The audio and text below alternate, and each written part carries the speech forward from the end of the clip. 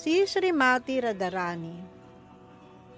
Si Srimati Radharani, ang Supreme Goddess, kataas-taasang Diyosa, ang pinakapaborito ni Panginoong Krishna at ang reyna ng Brindaban. Kapag binibigkas ang salitang hare, tumatawag tayo kay Radharani sapagkat siya ang may kakayahang magpalaya ng kaluluwa mula sa pagkakaalipin sa materyal na buhay. Tinaguri ang Haripriya.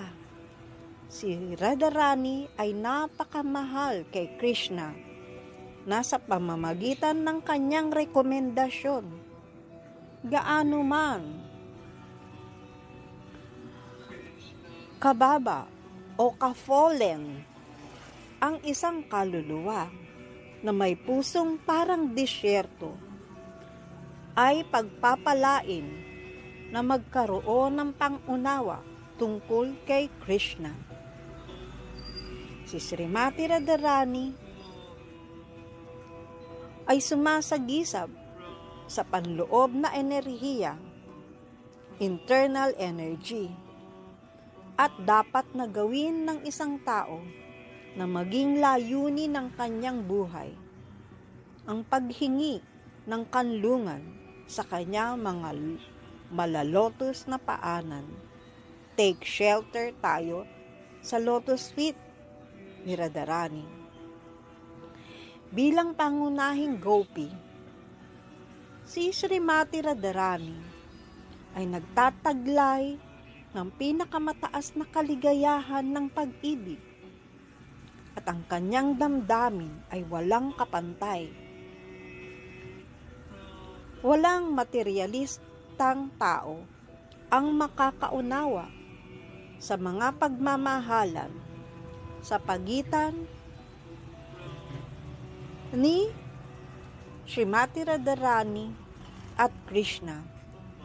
Ngunit sa pamamagitan ng pagsisikap na gisingin ang ating natutulog na pagmamahal sa Diyos, makakalapit din tayo sa ganitong uri ng pagmamahalan. Kung susubukan nating lumapit kay Krishna sa pamamagitan ni Radharani, magtatagumpay tayo sa ating mithiin. Kaya dapat nating unahing sambahin si Radharani. Iyan ang ating tungkulin. Sa halip na direktang mag-alay kay Krishna, ilalagay natin ito sa mga kamay ni Radharani. Aking ina Radharani, pakitanggap po ang bulaklak na ito at ialay kay Krishna.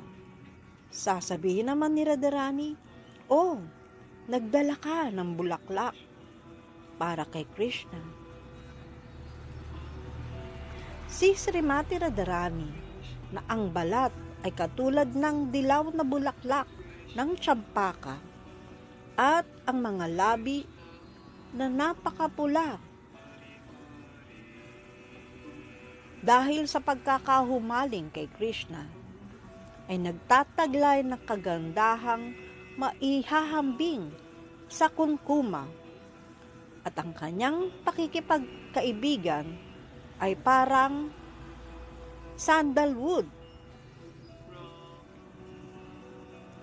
Para sa lahat, si Srimati Radharani ay isang pinagmumulan ng isang espiritual na inspirasyon at siya ang may pinakamataas na kalagayan na puno ng hiwaga na nakakapukaw sa mapang-akit na si Krishna.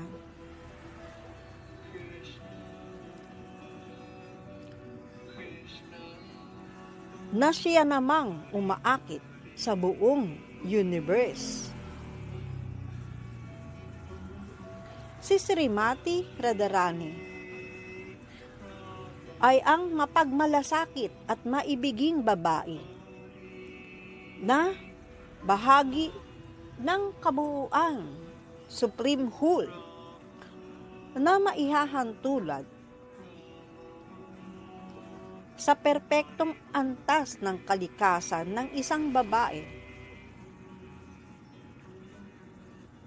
Kaya naman, ang habag ni Radharani ay madaling maaabot ng sinserong deboto, at kapag siya ang nagrekomenda kay Krishna sa debotong iyon, agad itong tinatanggap ng Panginoon at binibigyan ng karapatang makasama siya.